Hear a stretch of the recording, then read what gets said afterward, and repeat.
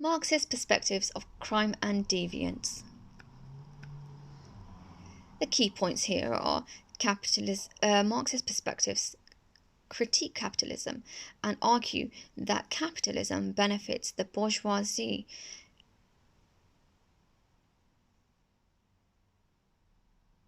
It studies and identifies how capitalism operates and how crime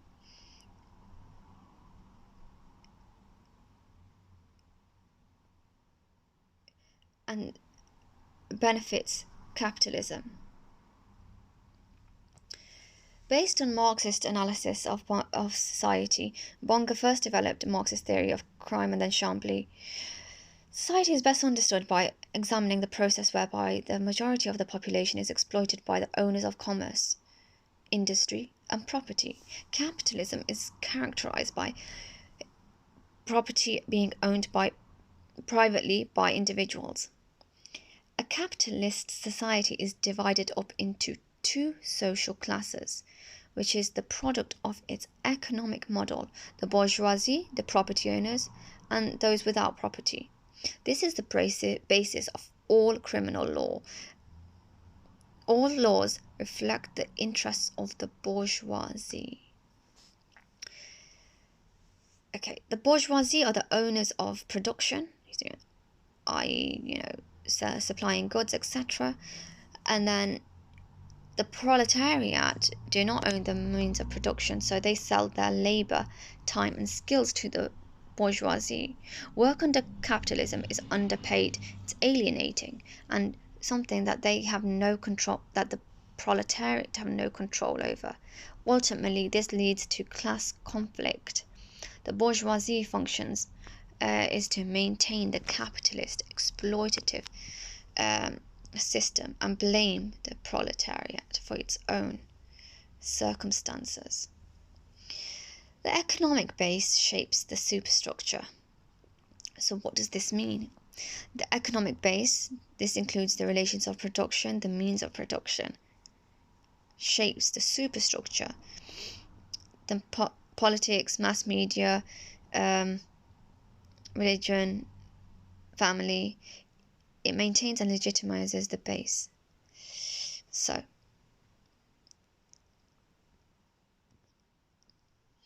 capitalism is criminogenic. What does this mean?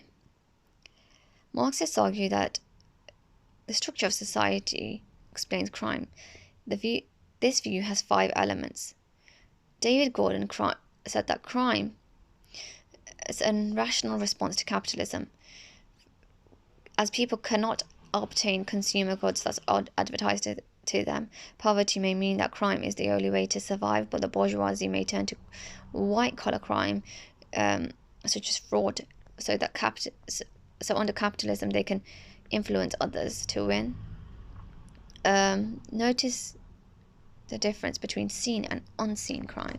It's selective enforcement. In other words,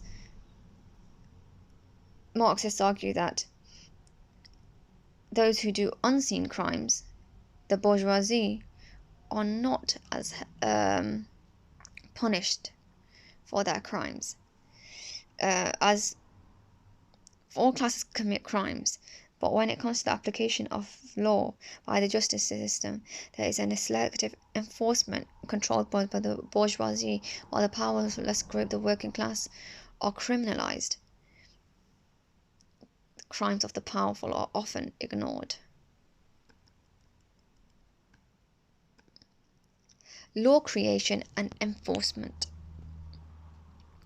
The starting point of Marxist analysis of criminal law reflects the bourgeoisie interests. Concerns with the laws of property ownership benefit those with significant property. Another example: for those who are poor, there is little to steal. Personal violence is dangerous, as they wish to control the right to use violence through their agents, the police and army, to protect the rich and powerful.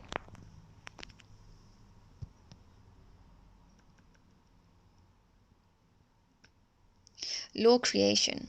The bourgeoisie impose their values on the population via agencies such as education and mass media. through hegemony. The dominant set of values informs the framework of democracy. However, Marxists believe that these values are forced onto people. Thus, the population think that they are agreeing to the values according to their own beliefs, but in reality, they are driven by the interests of the bourgeoisie. Law enforcement. Even though the laws are in bourgeoisie interest, they could benefit proletariat if they were fairly applied. Crimes are interpreted and enforced in a biased way to favour the bourgeoisie, so that the police and judicial system will arrest and punish the working class and tend not to enforce the law on the bourgeoisie. Peirce argues that laws that appear to benefit the working class often benefit the middle class too. For example, health and safety laws may seem to look after their employees, but they protect the bourgeoisie by keeping workers fit and healthy to continue to work for them. Individual motivation. Bonker said that capitalism is based on competition, greed, and selfishness. Therefore, crime is normal outcome. It's a normal outcome of these values. Crime and control.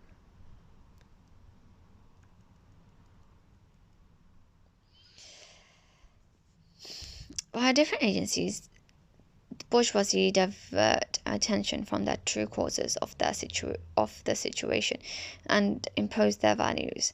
These institutions provide alternative accounts of reality to justify the capitalism as the best economic system. Crime plays a significant part in supporting the ideology of capitalism. This focuses the attention on evil criminal groups, from who we are only protected by the police. This justifies the policing of working class groups to conduct stops and searches in society. Traditional Marxist approach. William Chambly study shows how laws benefit the bourgeoisie. For example, the Black Death plague led to the death of 1/3 of the population. This affected the workforce, which were now asking for higher wages as there was a shortage of wages. To combat this, the vagrancy laws were introduced, requiring every able man on the road to accept a low-paid fixed wage, and this did not change until 200 years later. This is to say that the law was introduced and imposed to benefit the bourgeoisie, whilst apparently being concerned with stopping vagrants travelling around England.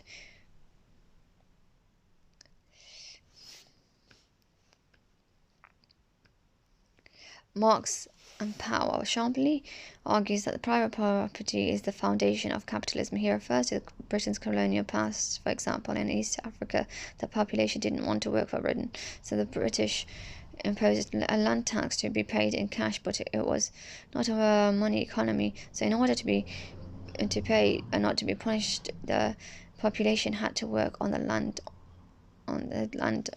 for example, on plantations. The evaluation.